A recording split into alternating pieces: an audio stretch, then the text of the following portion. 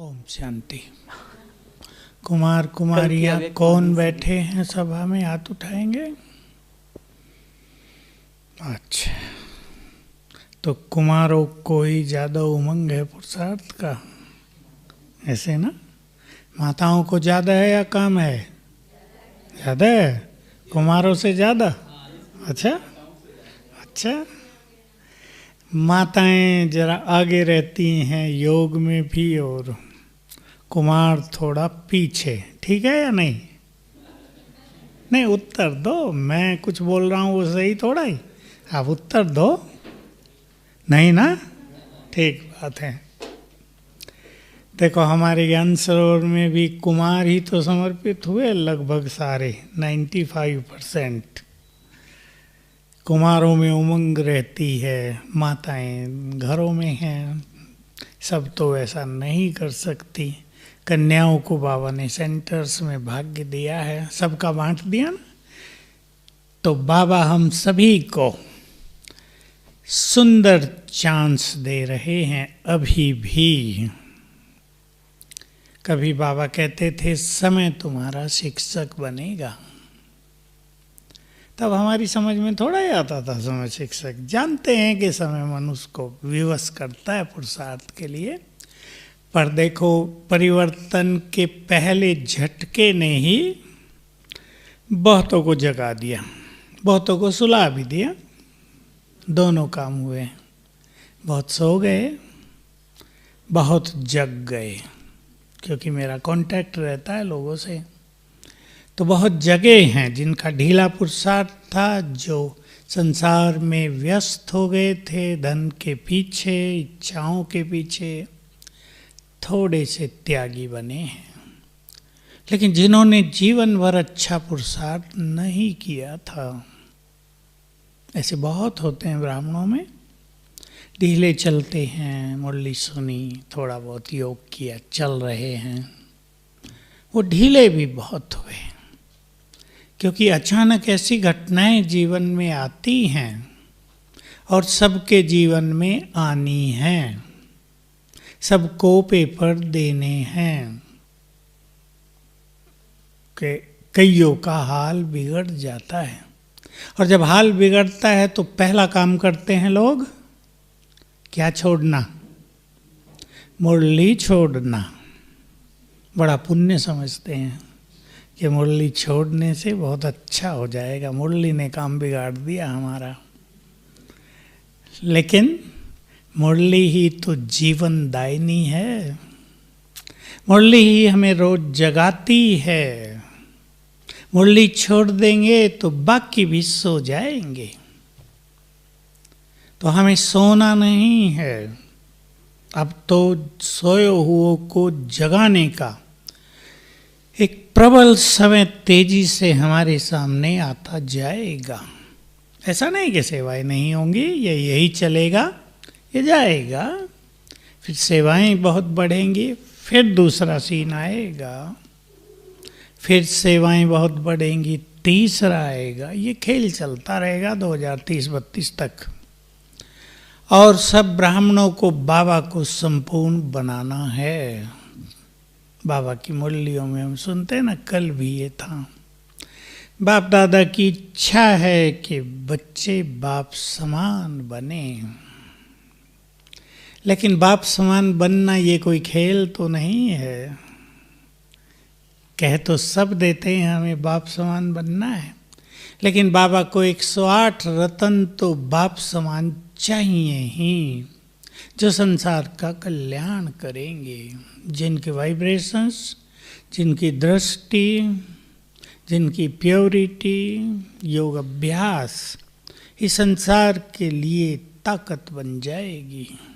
मैंने एक क्लास में बताया नीचे पिछले सैटरडे, आप सुनते हैं या नहीं। 108 रत्नों को बाबा ने भारत में खास, विदेशों में थोड़ा अलग अलग जगह रखा है। इस ड्रामा में एक खेल ऐसा ही है कि उसकी जो महान आत्माएं हैं वो अलग अलग जगह पर हैं। उसमें भी 108 में पहले 25 मण के मोस्ट पावरफुल हैं। संसार की अति महान आत्माएं हैं वो। तो ये 25 और बाकी जहाँ जहाँ होंगे उनके वाइब्रेशंस आसपास के लोगों के लिए सुरक्षा का कवच बने रहेंगे। उनकी उपस्थिति बहुतों को हिम्मत देगी, निर्भय करेगी। तो ये एक वंडरफुल खेल बाबा का चल रहा है। अब परिवर्तन होगा। हम सभी को लंबे समय के अभ्यास की जरूरत है। कल भी बाबा ने होमवर्क दिया है। कौन सा? 1 मास। पहले देखो शब्द भी बदल दिए थे। पहले कहा बाप दादा राय दे रहे हैं, फिर कहा राय तो ठीक सा नहीं लग रहा है, ऑर्डर देते हैं। 1 मास ब्रह्मा बाबा जैसा आंखों में बसा लो उनको। क्या किया? तो बनाएंगे एक छोटा सा प्लान, लंबा चौड़ा नहीं।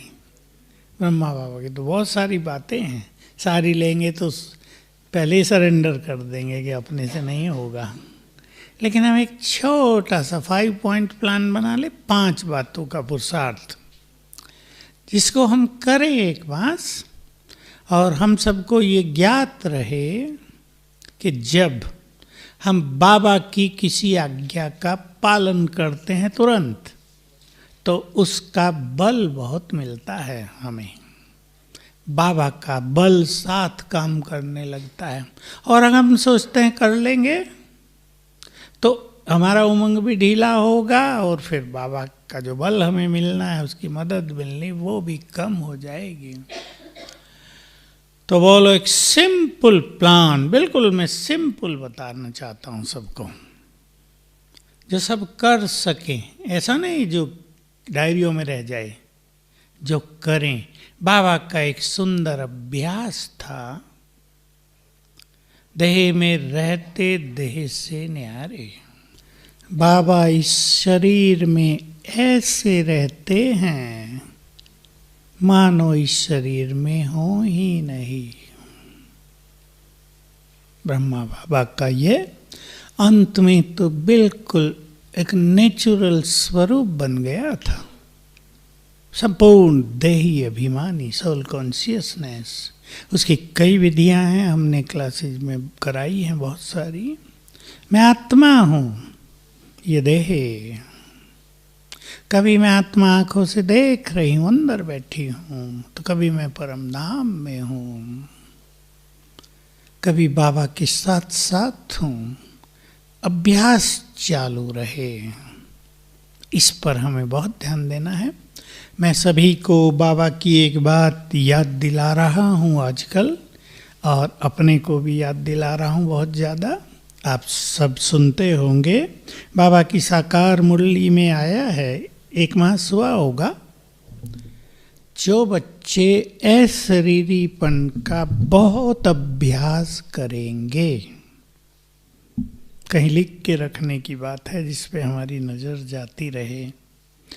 जो बच्चे देही अभिमानी अशरीरी होने का बहुत अभ्यास करेंगे, विनाश काल में उनका विनाश नहीं होगा, वो स्वेच्छा से देह छोड़ेंगे।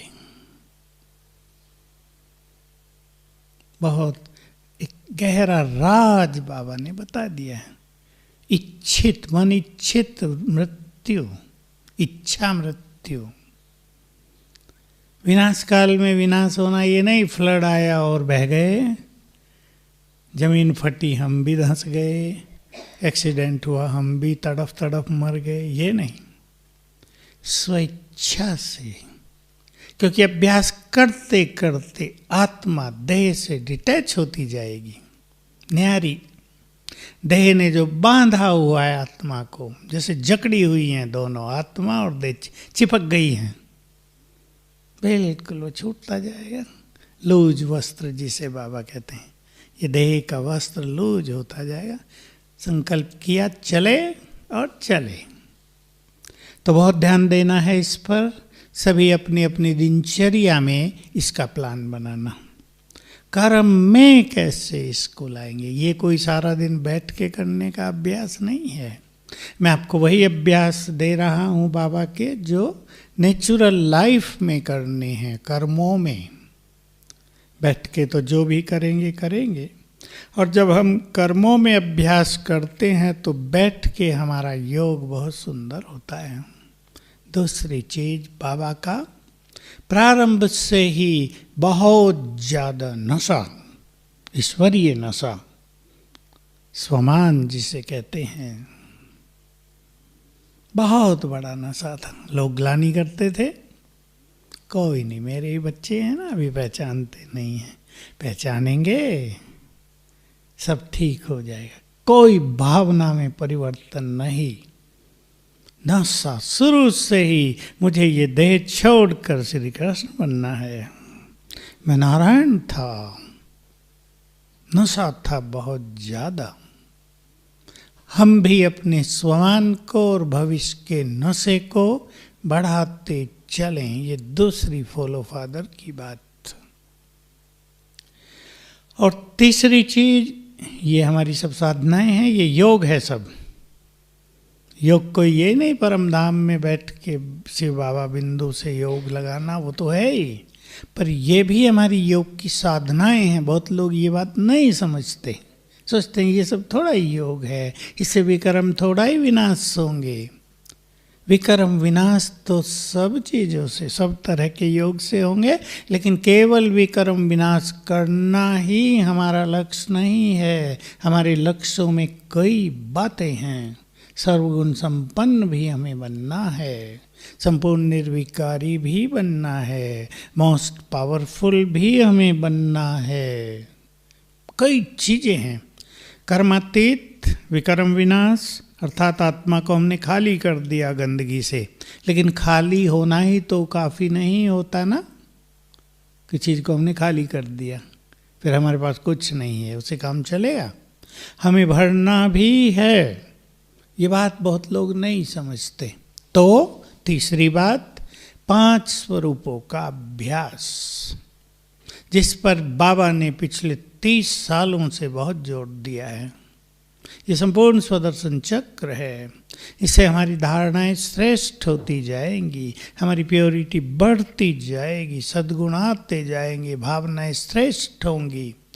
जो छोटी छोटी चीज़ें हैं, घृणावृत्ति, निगेटिविटी, ईर्षा, द्वेष, बहुत रिवेंजफुल, बदले की भावना, ऐसे वैसे विचार जो चलते हैं सारा दिन, चिंताओं के, मोहों के, परेशानियों के, वो सब छूटेंगे।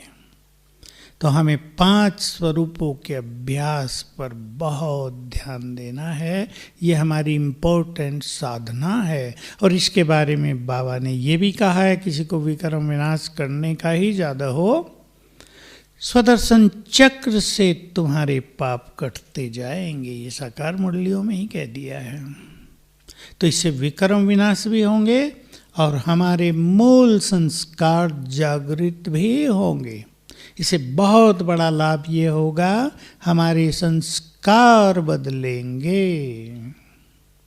बहुत ध्यान दें, कईयों के संस्कार बदल नहीं रहे हैं, योग भी कर रहे हैं, मुरली भी सुनते हैं, सेवा भी कर रहे हैं, लेकिन संस्कार परिवर्तन ये परम आवश्यक है। और ये तब होगा जब हम अपने उन संस्कारों को पहचानेंगे जिन्हें हमें बदलना है। बहुत लोगों को पता ही नहीं क्या बदलना है हमें। ठीक है, मोटो का पता होगा, भाई गुस्सा आता है, कई लोग रियलाइज करते हैं मुझे क्रोध आता है, ये मुझे बदलना है। लेकिन अधिक संस्कारों में मनुष्य क्या सोचता है, जहाँ ईगो की बात है, अहम, अभिमान से जुड़े हुए जो संस्कार हैं, मान लो किसी को डांटना है, किसी को बुरा बोल दिया, तो ऐसा व्यक्ति हमेशा ये सोचता है, सुने क्या सोचता है आप सब जानते हैं, और इसको हमें चेंज लानी है। इसमें मैं राइट हूँ। हर गलती करने वाला मनुष्य ये मान रहा है मैं राइट हूँ। इसको बदलना है। हम राइट हैं तो दूसरे हमसे कष्ट नहीं पाएंगे। हम राइट हैं तो आपके परिवार में शांति रहेगी, खुशी का माहौल रहेगा। हम गलत हैं तब झगड़े हैं। पति पत्नी के बीच के झगड़े बहुत हो रहे आजकल। दोनों ये सोचते हैं मैं राइट हूं, दोनों ही सोचते हैं, और जो समझदार हो उसे अपनी गलती रियलाइज करके अपने को चेंज कर लेना चाहिए। एक व्यक्ति झूठ बोला, पता उसे मैंने झूठ बोल दिया। क्यों बोला? भाई बचने के लिए बोलना ही था, मैं राइट हूं ना, वहां बोलना ही पड़ेगा, नहीं तो फंस जाते हम। अब वो सोच रहा राइट है, यहाँ बच गए, अच्छा हुआ ना, ठीक है वहाँ तो बच गए, लेकिन अगर इसको संस्कार बना लिया तो वो कष्ट होगा। झूठ बोलने वाले पर कोई विश्वास नहीं करेगा, और सच भी बोल रहा होगा, लोग सोचेंगे गड़बड़ है। फीलिंग आना होता है या नहीं? सब कुछ नष्ट हो जाता है। फिर लोग मनाते रहते हैं, और फीलिंग वाले जल्दी नहीं मानते, फिर थोड़ा और मनाएं हमें लोग, फिर मानेंगे। जैसे बच्चे होते हैं ना, जिद करते हैं। ये सब संस्कार हमारे बदलते जाएंगे अगर 5 स्वरूपों का अभ्यास होगा। अब 2 बातें हम बाबा की धारणाओं की लेंगे, आप सुनाएंगे। इन तीनों से हमारा योग आपे ही अच्छा हो जाएगा। बोलो 2 धारणाएं बाबा की सुंदर। हाँ, बेफिक्र बादशाह, ये तो बहुत बड़ी चीज है। थोड़ा छोटा बता दो, है तो ये भी काम की। बोलो छोटा थोड़ा। है व्यर्थ से बचना। कल भी बाबा ने कहा ना, नोट किया होगा सभी ने, बाबा को ऐसे बच्चे चाहिए जो सेकंड में फुल स्टॉप लगा दें। अगली लाइन, व्यर्थ का नाम निशान न हो। भगवान को ऐसे बच्चे चाहिए, किस काम के लिए? युग परिवर्तन के लिए। अब देखो इस चीज का कितना महत्व है, सब रियलाइज करें। व्यर्थ से मुक्त होने का कितना महत्व है। कुमार कुमारियां बैठे हैं, कुमार ज़्यादा, मैं सबको, हमारा कर्तव्य है कि सबको सावधान करना। दुनिया में भी सबको आप सावधान करेंगे। मैं उदाहरण सहित बता रहा हूँ। आज ही एक कुमार आया, 12वीं क्लास में पढ़ता, लंबा हो गया था, 5.25 फुट का तो हो गया। मैं सोचा जॉब में होगा, कहा 12वीं में हो। क्या समस्या है? अब दिमाग में कुछ कुछ हो रहा है, पता नहीं क्या हो रहा है। आंखों पे इफेक्ट आ गया है मेरी, पढ़ाई में मन नहीं लग रहा है। ऐसे केस मेरे पास आते रहते हैं, मुझे पता क्यों होता है ऐसे। मैंने पूछा, मोबाइल पे बहुत टाइम दिया है क्या? कि हाँ। बताया बेचारे ने, हाँ 5 साल तो दिया है, बहुत टाइम। तो देखो ये मोबाइल, इलेक्ट्रॉनिक, सोशल मीडिया है, व्हाट्सएप, फेसबुक, अच्छी चीज़ें भी हैं, विज्ञान का वरदान भी है। पहले हमें कहीं फ़ोन करना होता था तो इम्पॉसिबल काम था, मतलब फ़ोन करना माना एक मुसीबत, आधा दिन चाहिए। अब सेकंड में न्यूज़, मैसेजेस सब फटाफट। लेकिन अगर ज़्यादा हम इस पर लग गए, मैंने उससे फिर पूछा नींद का हाल, वही आता है ना नींद में? कहा वही चलता रहता है दिमाग में। नींद फ्रेश नहीं तो जीवन फ्रेश नहीं होगा। स्क्रीन छोटी है मोबाइल की, चलो टीवी पे दूर से देख रहे, थोड़ा कम असर होगा। मोबाइल की स्क्रीन छोटी, आंखों पर इफेक्ट आ गया है। माताएं बेचारी परेशान होती हैं, उनके बच्चों को क्या हो गया है। अब इसका इलाज तो नहीं। मैंने कहा छोड़ दोगे मोबाइल? कहा नहीं, छोड़ दिया है। मैंने कहा बहुत अच्छी बात है। उसको रियलाइज हुआ कि सबसे ये चीज़ मेरा जीवन पर बुरा असर डाल गई है। मैंने कहा बस सदा के लिए छोड़ दो अगर ज़िंदगी जीनी है तो, नहीं तो कुछ और हो जाएगा। ब्रेन अब हाइपर एक्टिव हो रहे हैं लोगों के, एक बार अगर ब्रेन हाइपर एक्टिव हो गया, उसको शांत करना, ये इसकी दवाई नहीं संसार में। कोरोना की तो निकल भी गई है, लेकिन इसकी दवाई नहीं मिलेगी कहीं संसार में। इसलिए सभी कुमारों को मैं कह रहा हूँ, कुमारियों को भी, ठीक है मेरी बात या नहीं? मैं लौकिकली कह रहा हूँ, अगर जिंदगी में कुछ करना है तो इसको छोड़ दो। एक सीमित टाइम दे, ठीक है, आधा घंटा देख लिया कुछ जरूरी चीजें, क्योंकि इससे मन की एकाग्रता नष्ट होती है, व्यर्थ बढ़ता है, आगे चलकर हर जगह असफलता। बहुत युवक कांटेक्ट करते हैं, अभी रेलवे का एग्ज़ाम हो रहा है, भर्ती हो रही, बहुत वैकेंसी निकली हैं, हमारा एक नंबर से रह जाता है, बैंक की निकल रही हैं, हम रह जाते हैं। ये इन चीज़ों का इफेक्ट है। मन अगर व्यर्थ में चला गया तो देखो बहुत सूक्ष्म ये रहस्य है। हमारे संकल्पों से हमारे चारों ओर वाइब्रेशंस फैलते हैं ना, माताएं भी समझती हैं ना इस बात को, तरंगे फैलती हैं, वातावरण बनता है, प्रकृति में जाती हैं ये तरंगे, रिएक्शन होता है, और यही चीज़ें हमारी सफलता पर, हमारी असफलता पर, हमारे नुकसान पर, हमारी बीमारियों पर, हमारे स्वास्थ्य पर असर डाल रही हैं। यही जिम्मेदार हैं सब चीज़ों का। हर मनुष्य के वाइब्रेशंस ही उसकी हर चीज के जिम्मेदार हैं। इसलिए व्यर्थ का नाम निशान न हो। एक बार मौका मिला है, कौन सा? सब जानते हो, बोलो। भगवान आया, परम सुख दे रहा है, भाग्य बांट रहा है, अनिच्छित फल प्रदान कर रहा है। संसार तो सोया हुआ है। हमारी बात भी सुनेंगे, भगवान आया तो शायद मजाक करें, लेकिन इधर परमात्म सुख, उसका प्यार बरस रहा है, ज्ञान की बरसात हो रही है, सबके चित्त शीतल और जीवन हरियाली से भरपूर हो रहे हैं। हो रहे हैं या नहीं हो रहे हैं? सबके हो रहे हैं। सुख ले लें, न जाने कब ये समय पूरा हो जाए, हम पूरे हो जाएं। समय चले भी थोड़ा संगम युग का, लेकिन हमारा शरीर पूरा हो जाए, खेल बदल जाएगा। इसलिए बुद्धिमान आत्माओं को स्वयं से बातें करनी है कि जब भगवान सब कुछ देने आया है, मुझे उससे सब कुछ लेना है।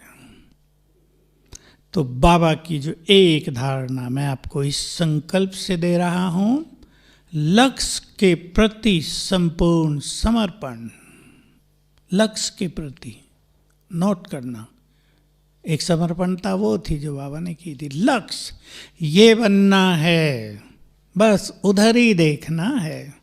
मैं लोगों को हंसी में भैंस का उदाहरण दिया करता हूँ। भैंस मिलती है ना, गाड़ी में जाते हैं नीचे, भैंसें बहुत मिलती हैं। अब भैंस को अगर सड़क पार करनी है, उसने देख लिया मुझे वहाँ जाना है, वो घर है मेरा, तो वो इधर उधर नहीं देखती। ट्रेन आ रही हो, चाहे बस आ रही हो, चाहे गाड़ी है, कार चल रही हो, हम तुम कोई भी हो, वो तो अपने लक्ष्य को देखती है, वहाँ जाना है। तुम्हें हॉर्न बजाना बजाओ, रुकना है रुको, मैं नहीं रुकने वाली। हम हंसते हैं और उससे सीखते भी हैं। मैं कहा करता हूँ, भैंसों से सीखो लक्ष्य की ओर चलना। लोग भैंस को कम बुद्धि वाला समझते हैं, भैंस बुद्धि है इसको, पर लक्ष्य तो देखो। एक दिन हम और एक बात की हंसी कर रहे थे, कहीं बाहर गए थे, सवेरे 4 बजे निकल गए, दूसरे सेंटर पे जाना था कि नहाना धोना वहीं जाके करेंगे, तो देखा गधे भी घूम रहे हैं। हम बड़े हंसे, देखो अमृत वेले गधे भी उठ गए।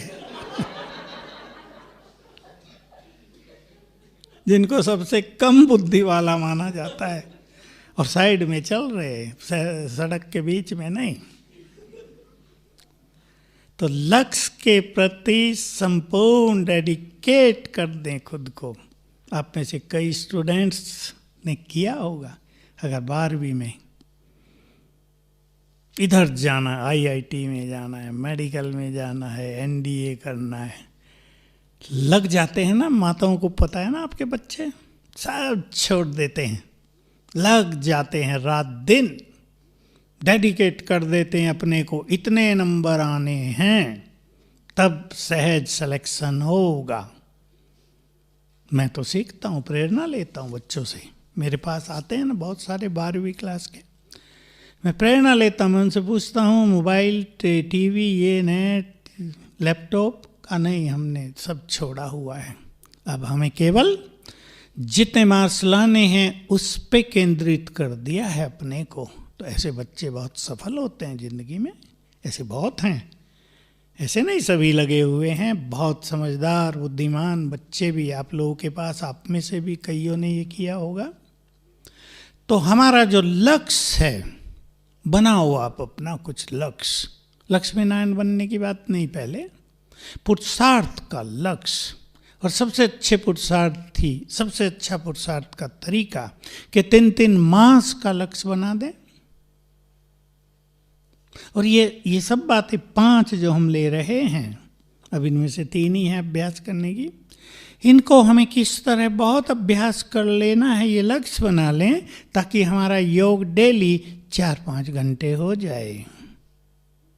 मैं योग की बात जब करता हूँ तो बैठकर नहीं, हमारी स्मृति स्वरूप स्थिति 4-5-6 घंटे हो जाए रोज। कर्मों में बैठना आपके ऊपर, जितनी जिसको सुविधा, जैसा जिसका कार्य, जो जितना कर सकते हैं वो बैठें। मैं तो ये भी कहता हूँ कि 10-10 मिनट बैठो, बैठना भी जरूरी है एकाग्रता के लिए। कोई अच्छे अभ्यास लेकर बैठ जाएं तो लक्ष्य के प्रति संपूर्ण डेडिकेशन था बाबा के पास। सबसे पहले फरिश्ता बनना है। बाबा बहुत सारी चीज़ें बोलते थोड़ा ही थे, मुरली में थोड़ा थोड़ा बोल दिया, तब किसने कैच ही नहीं किया उन चीज़ों को।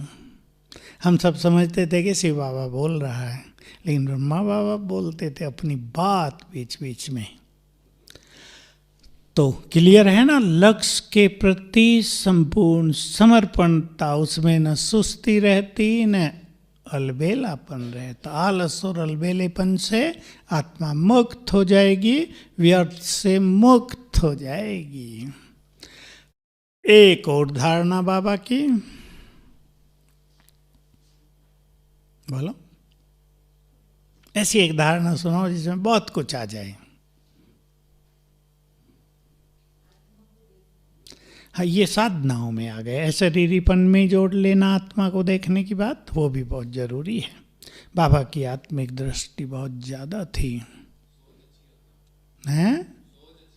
सोच अच्छी रखना, ये हमने इसमें कर दिया, बहुत अच्छा। ऊंचे विचार इसको कहेंगे, वो स्वमान से हो जाएंगे। और बोलो बहने, लौकिक में अलौकिक, इस पे भी ध्यान देंगे आप सभी, बहुत इम्पोर्टेंट चीज़ है। गुण देखना, ये छोटी चीज़ें हैं। लौकिक में अलौकिक, ये बहुत अच्छी बात है। और इसका सहज अभ्यास है आत्मिक भाव बनाना। आत्मिक भाव, देखो आप सभी परिवारों में तो रहते ही हैं, अपने परिवारों को देखो बैठकर, ये सब आत्माएं हैं।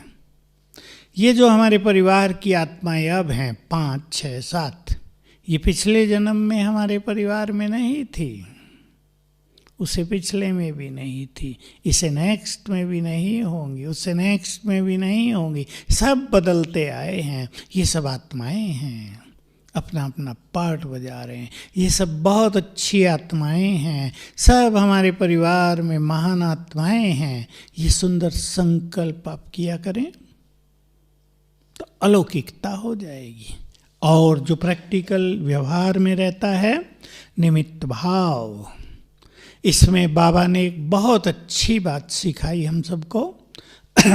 सभी घरों में ही हैं, कुमार भी सब। मेरा घर बाबा का यज्ञ है, ये एक भावना बना दो, माताएं ज्यादा बनाएंगी। मेरा घर बाबा का यज्ञ है, ये अच्छी तरह समझ लें। जितना मेरापन खत्म होता जाएगा, बोलो आगे, मेरा घर, मेरे बच्चे, मेरा परिवार, मेरा धन, मेरा काम, मेरापन है ये। जितना ये खत्म होता जाएगा उतना मोहजीत बनेंगे। बिल्कुल अच्छा। और सोचो, शरीर से डिटैच होंगे। और सोचो, ट्रस्टी बन जाएंगे, बाबा की नजरों में रहने लगेंगे हम, और हमारा घर उसकी सुरक्षा में आ जाएंगे हम। जैसे अपने इस यज्ञ की, विशाल यज्ञ की बाबा रक्षा करता है ना, देखभाल, आपके घर भी जब यज्ञ बन जाएंगे उनकी भी देखभाल ऐसे ही करेगा। समर्पण भाव बहुत बड़ी चीज है संसार में, भक्ति से चलता आ रहा है ये, द्वापर से ही शुरू हो गया था समर्पण भाव। दो अर्थ हो गए, एक समर्पित होना जैसे हम लोग हैं, दूसरा समर्पण भाव, सब कुछ तेरा। अब ये कहने की बात नहीं, कहना तो भक्ति में चलता आता था। अब प्रैक्टिकल में, मेरे पन से आत्मा मुक्त होती चले, सब कुछ तेरा। कर सकते हैं बच्चे? बोलो, माताओं के बच्चे देख लो, अच्छी तरह देख लो, करना, फिर ये करना। लंबी प्रैक्टिस करनी है। छोड़ के आ गए वो तो 2-4 दिन के लिए आ गए ना, छोड़ने की तो बात नहीं है। वो आपके बच्चे हैं, बाबा थोड़ा ही कहेगा छोड़ दो इन्हें, छोड़ना नहीं है, लेकिन पालना भी करनी है, प्यार भी देना है, उन्हें आगे भी बढ़ाना। जो भी आपके कर्तव्य हैं अपने बच्चों के लिए वो करने ही हैं, लेकिन बाबा साथ है। हमारा ये परिवार बाबा का है, ये घर उसका यज्ञ है, ये धन उसका है। इसलिए मैं एक चीज़ सिखाई बहुतों को, और बहुतों ने तो कर दी फटाफट। जो भी घर में आए ना वस्तु, पहले बाबा के आगे रख दो, यानी उसको समर्पित कर दो। माताएं करेंगी ये काम। थैले में सब्जी आई ना, रख दो बाबा के आगे। एक समर्पणता की आदत पड़ जाएगी। पैसा आया, रख दो बाबा के आगे, तुमको अर्पित। देखो कैसे वृद्धि होगी, कैसे परिवार सुखी होंगे आपके, सब कुछ भरपूर रहेगा परिवारों में। समर्पण भाव। जब हम कहते हैं मेरा सब कुछ तेरा, तो ऊपर से क्या आवाज आती है? मेरा सब कुछ तेरा। कल भी तो यही कहा बाबा ने, मेरा बाबा कहते ही सर्व खजानों के मालिक बन गए। जैसे किसी बाप के बच्चे, अब बाप को, माँ को बड़ा घर है, बच्चे थोड़ा ही कहेंगे मम्मी का घर है। ये विदेशों में बोलते हैं ऐसे, भारत में क्या बोलते हैं? हमारा घर है, देखो हमारा घर कितना बड़ा है। किसी को फैक्ट्री होगी, बच्चे क्या बोलेंगे? हमारी फैक्ट्री है। हमने भगवान को अपना बना लिया तो उसका जो कुछ है वो हमारा हुआ। ये हमें डीप रियलाइजेशन में, अपने चिंतन में, अपनी कॉन्शियसनेस में, अवेयरनेस में, स्मृतियों में भरना है। बाबा हमारा और हम उसके हैं, तो उसका सब कुछ हमारा है। सर्व खजानों की बात की ना कल बाबा ने। सब पर हमारा अधिकार, खुशी उसका खजाना, वो हमारा खजाना है, इसको हमसे कोई छीन नहीं सकता। प्योरिटी उसने हमें दी है, ये खजाना है, इसको हमसे माया छीन ही नहीं सकती। अथाक खजाने हैं, ये भविष्य से जुड़े हुए हैं। तो समर्पण भाव, निमित्त भाव, लौकिक को अलौकिक में बदलना, ये सब पांचवी बात ब्रह्मा बाबा की बहुत सुंदर धारणा थी। जब से सब कुछ समर्पित किया था, सब अलौकिक कर दिया था। बाबा की तो बात ही अलग थी। बाबा ने तो पैसा देखा ही नहीं था, उसके बाद पैसे को टच नहीं करते थे बाबा। यीशु बहन थी, वो सब संभालती थी यज्ञ में। शुरू में एक दो भाई थे, विश्व किशोर दादा थे, वो संभालते थे। बाबा बिल्कुल निमित्त भाव में, और जो बच्चे थे बाबा की, उनकी चिंता नहीं। कैसे होता है मनुष्य निश्चिंत? बाबा बैठा है और बोलो, सुनाओ बातें। निश्चिंत होता है मनुष्य कुछ सोच सोच कर। जो होगा अच्छा होगा। ठीक बोल रहे, बोलते जाओ। अच्छा ही होगा, बोलते जाओ बहने। संगम युग कल्याणकारी है, सब कल्याणकारी हो जाएगा। ड्रामा एक्यूरेट है, सब अच्छा चलेगा।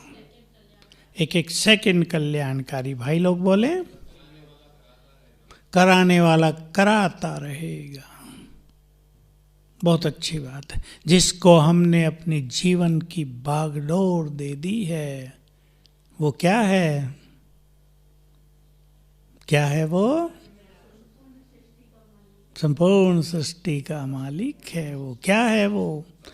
सर्वशक्तिवान है वो। उसके संकल्प में ही सब कुछ है। कल कह रहे थे ना, बटन उसके लिए खेल है। अभी संकल्प करे प्रकृति, शुरू कर दो खेल, अभी से शुरू हो जाएगा। वो सोच लो कौन? वो हमारा है। इसका साथी है भगवान। गीत गाया करो। कुमार गाते हैं। बाथरूम से शुरू करो गाना। बाहर न भी गाना आता हो ना, बाथरूम में तो सब गायक बन जाते हैं ना। जिस भगवान हमारा साथी है, जिसका साथी हो भगवान, उसको और ईश्वर अपने साथ है। ये सब हमें प्रैक्टिकल ले आना है अपनी स्थिति में। ऐसे नहीं बाबा भी साथ है, रो भी रहे हैं। ये भी तो हो जाता है ना।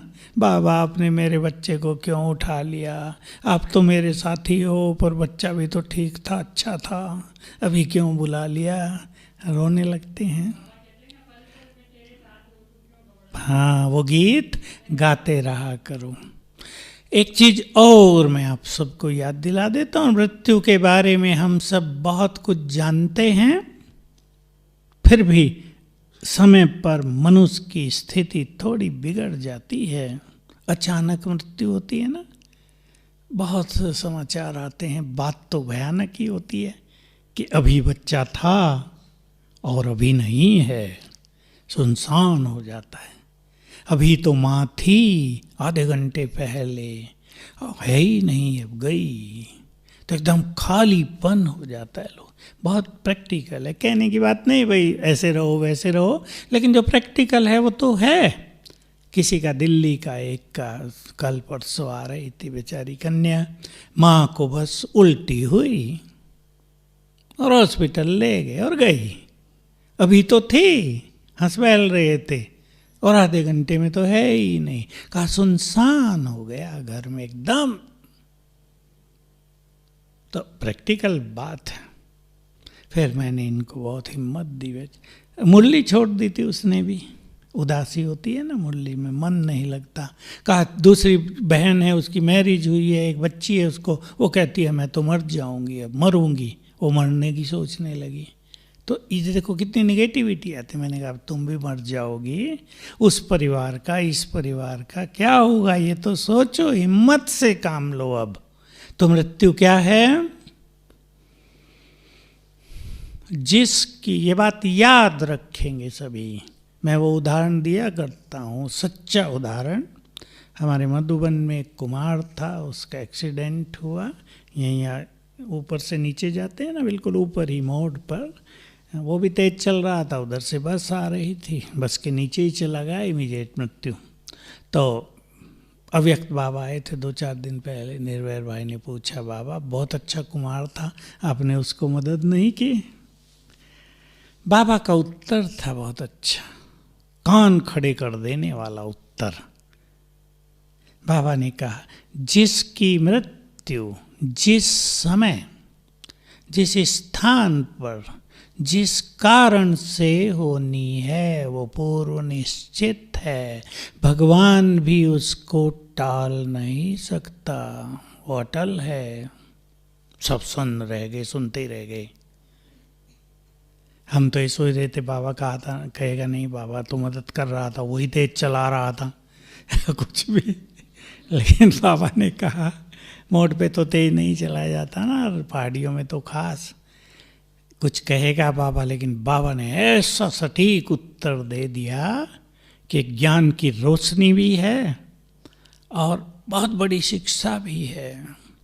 मृत्यु जिस समय जिस कारण से, यानी जिस एक्सीडेंट कारण बना, जिस समय जहाँ होनी स्थान भी निश्चित है, उसको कोई टाल नहीं सकता।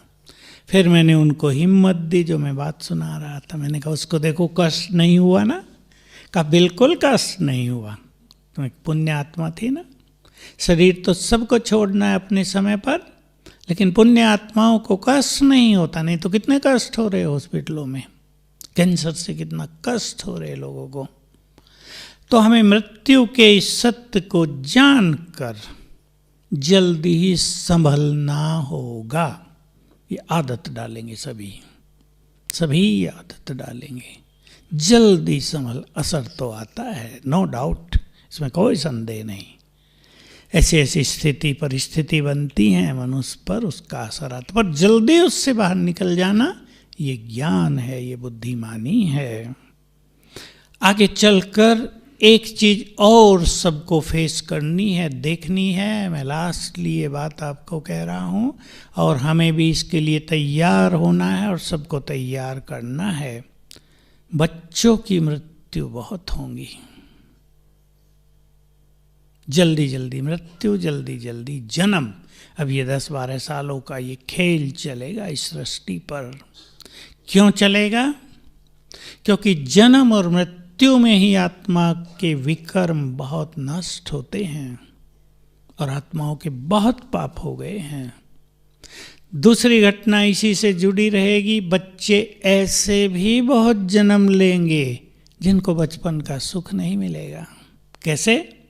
आँख नहीं काम कर रही हैं, हाथ या पैर पोलियो वाले हैं, बुद्धि बहुत डल है, जन्म से बीमार है, बोलना सुनना नहीं है। ये सब खेल अब अगले 10-12 सालों तक बहुत चलना है सृष्टि पर। इसकी दवाई नहीं है, डॉक्टर की कुछ समझ में नहीं आएगा क्या हो रहा है, क्योंकि ये सब कर्मों का खेल चलेगा। मैं आपको डरा नहीं रहा, केवल हमें जानकारी होनी चाहिए कि ये खेल अब चलने वाला है। तो हमें अपनी स्थिति को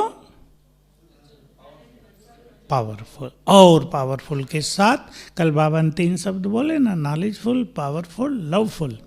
हमें ये चीज अपने अंदर पक्की कर देनी है कि हमें सबको मदद करनी है, हमें सबको वाइब्रेशंस देने हैं, अपने परिवार को भी, बच्चों को, जितना भी आपको परिवार है उसको यदि अभी से आप रोज वाइब्रेशंस देने लगें तो परिवार का माहौल बहुत अच्छा होगा।